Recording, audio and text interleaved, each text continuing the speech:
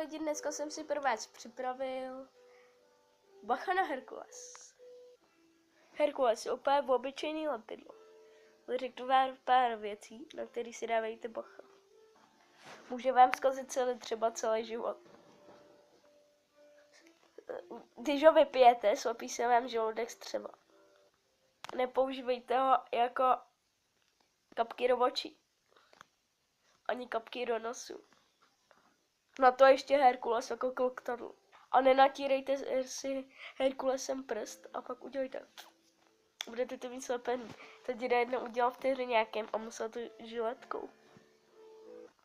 Takže bacha na Herkules. Obyčejný bílý lepidlo. Já nevím, kolik stojí, to už mám dlouho, ale bacha na něj.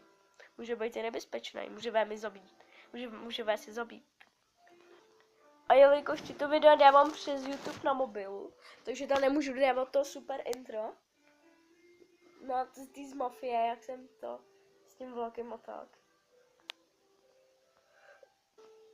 Takže s Herkulesem dělejte klokadlo, nestříkejte si ho do nosu, ani do očí se ho nelejte jako kapky.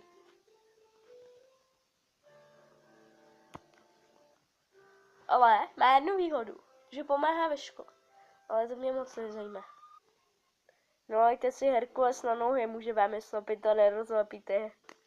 Takže tohle bylo zatím z mého videa vše, zatím zdar. A nezapomeňte, lepidlo Herkules může být hodně nebezpečný.